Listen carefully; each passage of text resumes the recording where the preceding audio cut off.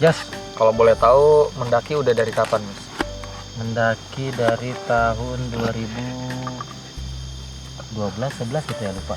Berarti udah terbilang abang-abangan ya. Enggak dong, masih baru. Tapi Miss, akhir-akhir ini kan sering mendengar kata-kata pendaki FOMO. FOMO itu kan kalau dari singkatan, kalau saya tidak salah ya, ini nggak ada Google nih soalnya nggak ada sinyal. Fear of missing out. Oke. Takut tertinggal sesuatu. Nah, jadi ada rasa takut ketika nggak ngikutin tren terbaru. Ya. Nggak eksis. Kalau nggak eksis. Nah berarti kan pendaki FOMO itu mengindikasikan mendaki juga sudah jadi bagian dari tren. Ya. Oke. Nah tapi menurut Misbah sendiri gimana sih menyikapi pendaki FOMO? Oh, menyikapi pendaki Kalau saya FOMO. kan anak baru nih. sama. Ya. Sama, saya juga baru. Tapi kan banyak yang mungkin udah puluhan tahun ya kan, Ya. belasan tahun di dunia pendakian terus suka bilang ini mah pendaki FOMO. Gimana Mis menyikapinya? Mis? Gimana ya? Kalau menurut saya itu ya, nah ini kan juga sebenarnya dari dampak media sosial mungkin ya salah satunya ya Pak ya. Mungkin beberapa orang yang cukup berpengaruh seperti Mulut gitu kan. Seperti Mulut itu kan Atau Eki yang sedang akan melahirkan pendaki-pendaki baru tadi. Cuma sebenarnya nggak salah sih, karena mungkin dia juga ingin merasakan kesenangan itu. Nah, tapi mungkin beberapa catatan yang perlu diperhatikan menurut pengalaman dan belajar juga ke orang-orang gitu ya. Sebaiknya memiliki 4 kemampuan. Apa aja tuh? Saya suka gini nih. Apa aja 4 tuh? kemampuan itu, Satu. yang pertama kemampuan teknis. Oke. Kemampuan teknis. Teknis tuh seperti Sederhananya cara mendirikan tenda, itu cara dia. memasak, Ya. nah kayak gitu-gitulah. cara Nah. memasang sepatu ya. Nah, cara mengikat tali Mengikat sepatu, tali sepatu yang ya. nggak lepas-lepasan terus di Ya, jalan. teknis lah, teknis. Oke. Kedua, Nah, Mis. terus yang kedua itu kemampuan kebugaran. Oh, fisik. fisik. Ya, jadi tahulah batasannya kalau Seperti misal, kata Coldplay. apa tuh? Hari Selasa ujian fisika. Aduh.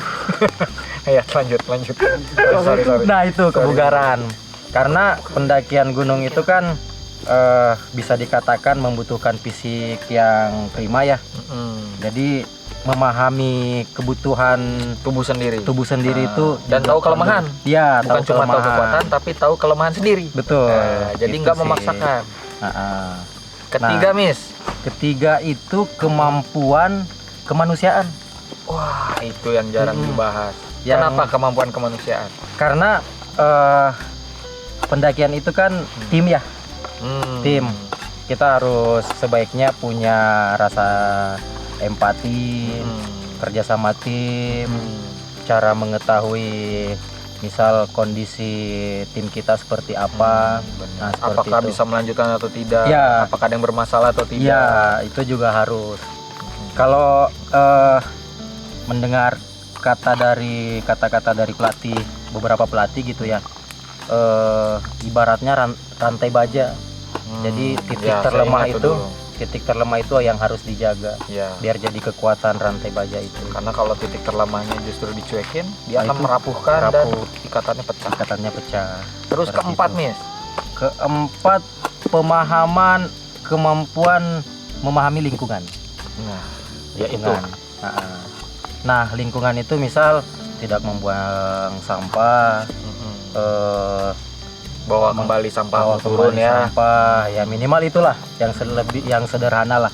Jangan memetik Seperti itu. sembarangan ya, jangan Ya. jahil tangannya. Misal beberapa taman nasional juga atau mungkin udah ada undang-undangnya ya kayak Edelweiss, Edelweiss tidak boleh. tidak boleh dicabut ya, seperti itulah. Tidak. Vandalisme. Ya, Apa? itu juga mungkin salah satu kemampuan pemahaman lingkungan sih. Benar, Ya. setuju. Kalau saya kemarin memang sempat juga baca-baca ya, Mis, ya, ada beberapa orang yang protes dengan kata pencinta alam. Saya jujur juga termasuk yang, mohon maaf ya kalau ada yang tersinggung, tapi saya memang tidak percaya kalau orang-orang yang mendaki gunung itu pencinta alam. Kalau bagi saya ya, mungkin ada yang tidak setuju. Ini pendapat saya pribadi aja, karena Ada bedanya pegiat alam dengan pencinta alam. Saya percaya yang kita cintai dan yang kita harus taklukkan tuh diri sendiri sebenarnya. Diri sendiri, betul. Dan alam itu menunjang, alam itu selalu menunjang. Makanya ketika terjadi kesinambungan, ketika terjadi keselarasan, maka alam akan memberi kita hal-hal yang kita inginkan. Sebagaimana kita memberikan alam hal-hal yang alam inginkan. Ya. Kalau alam sudah memberikan kita banyak dari pemandangan, dari air, dari buah-buahannya, dari tanamannya, tapi kita malah merusakkan, itu tidak terjadi keselarasan. Jadinya merusak. Karena saya selalu percaya manusia mah bukan mencintai alam, tapi mencintai dirinya sendiri dan membutuhkan alam ketika sedang mencintai dirinya sendiri. Makanya saya tidak percaya dengan kata-kata pencinta alam. Saya tapi ya mohon maaf kalau Sama saya juga pegiat alam, Pak. Ya, pegiat alam Pegiat saja alam. kita, karena kita adalah orang-orang yang biasa aja yang senang berkegiatan di alam.